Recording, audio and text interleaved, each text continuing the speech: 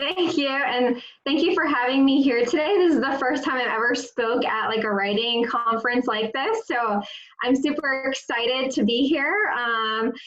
I Jada Malona, they asked me to to talk today about my process of writing poetry, and I just felt like this was a hilarious topic that they picked me for because they have no idea what my process is and they have no idea what I'm going to say. So I'm really interested to hear what they think of this. But yeah, I'm saying this because I spoke to someone a long time ago at a public library who was really interested in my poetry.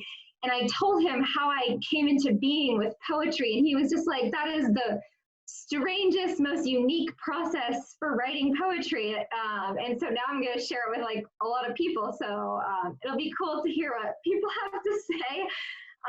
So I guess I'll start with saying that my process to writing poetry started with a pickle jar. And so I guess today I'll talk to you about how that happened and my own process of writing poetry. And there'll be some things that you can pull from that. I think that's helpful to everyone who's a writer or just for some life skills, I guess. You'll see. But yeah, I started writing poetry based on a pickle jar. I wasn't writing poetry about a pickle jar.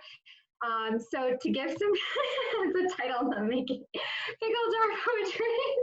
Yes, literally though, that's funny.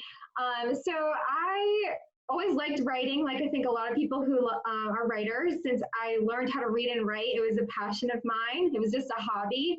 I would write short stories as a young kid, like elementary school, middle school. I was in high school. I was writing stories and sending them to contests. This was something I just loved to do. It's something I did as a hobby. In high school, I actually was going through a very difficult time. My parents were on a brink of a divorce. My brother was deployed to the Iraq War. My equivalent of my grandfather, he was having open heart surgery and we didn't know if he was going to survive it because he was old. And I was diagnosed with an anxiety disorder. So this all happened in a very short time. And I was in high school and still dealing with everything that high school brings to you. People, how they treat you in high school, the pressures in high school, and just trying to figure out who you are, where you're going to go, and what you're going to do with life after high school. So my world kind of felt like it was falling apart. I was actually in a really terrible mindset, terrible place. I just felt like I was very negative. And I said to myself, how am I going to get out of this? I can't spend my whole life being so negative, being so sad. Everything around me feels like it's falling apart, but I can't control that. I can't control anything that's going on, but I can control what I think. And I have to get out of being so negative and all this just negativity around me and these sad things. And so I was on Tumblr actually, and my friend had introduced me to Tumblr, and I was just scrolling one day and I saw this idea, it wasn't my idea, of a positivity jar. And so this girl or whoever posted it had this jar and she started writing positive thoughts and she would just write it on a scrap piece of paper and put it in the jar. And I was like, that's such an awesome idea. I'm going to start doing that. So that's what I did. I just got like a pickle jar from my house. It's all I had at the time. I cleaned it out, but the smell stayed. Do not use a pickle jar if you do this. Use anything but a pickle jar. It will smell for like pickles for years. And I just would, every day I would just write something positive, like even if it was as simple as like, the sky is blue today, or the grass is green. Like it was literally the most basic, simple things just to get me to start thinking in a new way, in a new mindset, help get me out of this. And I just kept doing it. I kept doing it throughout high school. And because of that process of writing and thinking about things, it then evolved into not just a jar of positivity, but it evolved to a jar of my thoughts. And so because I always loved writing even before that, I always had that creativity and was always thinking about story ideas and things to write. I started writing, I created another jar, a jar of my thoughts. And these were all of the thoughts I had, like inspiration of things I wanted to write. whether it was a story or just an idea, something I saw or something that inspired me. I just wrote it down, folded it up on a scrap piece of paper, and I put it in a jar, and I just left it there. And so in high school, I was very burnt out. I didn't really pursue like my writing. I was focused on my education. I went to college, was very busy. I continued with the jar of positivity. I continued with the jar of thoughts. At this point, it was like a collection of jars with all these papers in them. I would keep them in my desk in my college dorm. And I just kept them and I didn't do anything with them. I was like, I'm not in a place yet where I can address these. I'm just trying to get through my education, get a job. And that's what I did. I actually got my dream job after that. I have another passion of public service, and I moved from Maine to DC, and I was working on Capitol Hill. And that was the first time in my life working on Capitol Hill where I had like spare time on weekends or nights to just go through all these jars. So I moved here, I got settled, and I just went through every piece of paper one by one. And I was like, I'm going to start typing these up. Like, let's see what I wrote. Like, I don't remember. It's been years. And I started opening up each piece of paper and typing it. And it just flowed. It just came to me. I had never written poetry before that. I feel like the poetry was just, it just happened. It's hard to explain, but it came into being and it became this collection. It was my first collection of poetry. And it started with this pickle jar, and it's the craziest thing. And now I feel like I'm at a point where I can write poetry and not go through that extensive, long process. Now it's been like 8+ years since that first started. Now I'm at a point where I can sit down and just write something, and I do that through my emotions. I'm always writing if I'm feeling very emotional about something. It doesn't have to be like negative or dark or sad. It could be happy. I'm inspired by emotions, and I feel like it connects all of us. We all have emotions, but we all deal with them in different ways. We all express them differently, but we all do feel them. And so I kind of write based on that. And also, of course, our experiences. As Danielle was saying, she wrote about some really courageous things about what she had experienced. And I also write, about what I've experienced. We write what we know. And so that's kind of where I am now. Now I'm at a point where I don't need the pickle jar necessarily, but I do still have one. I actually have one here, but it's a mason jar. I moved up in the world. It has some bling on it.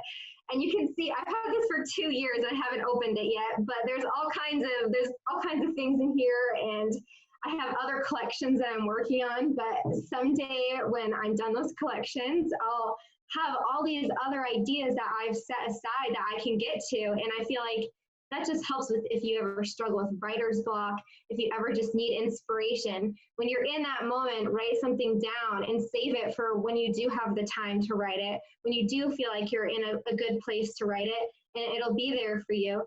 And I feel like even the jar of positivity today, I feel like it's so important in a time with coronavirus where we're stuck at home. And thank you, Trent. Your bling jar, yes, thank you. I had to put some bling on it. Even the jar of positivity today, we're all dealing with something unprecedented. We're all isolated. We're all disrupted with our lives and what we used to be doing in our day-to-day routine. And I have actually a really big jar downstairs. I'm not going to show it to you, but it's like a massive jar of like positivity that I got for the beginning of the year, and I decorated it.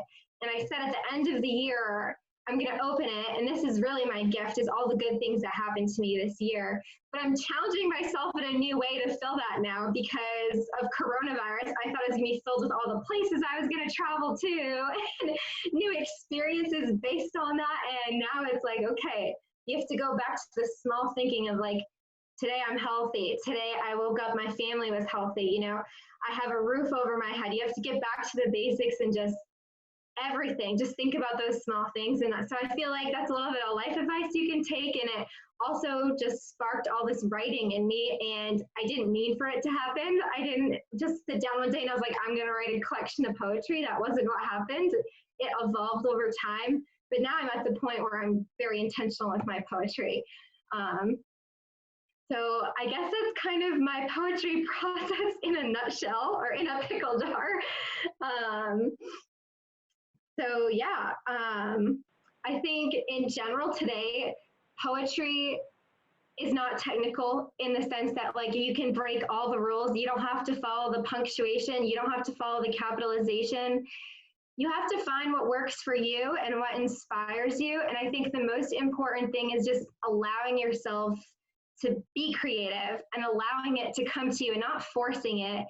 I think if you can just open your heart to whatever it's feeling and open yourself to whatever you want to write about, I think that you could write anything. You could write poetry, you could write whatever you want, and you can break all the rules like in traditional writing. So you can be extra creative in poetry. So I'm all for it now. And that's kind of how I first started with poetry. So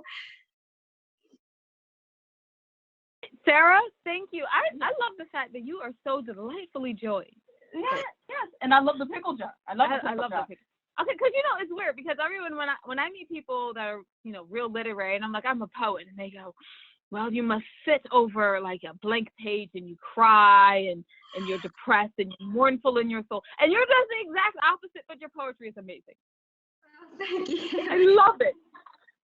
Thank you. Does anyone have questions for Sarah about her process? Besides, what jar should we use other than pickles?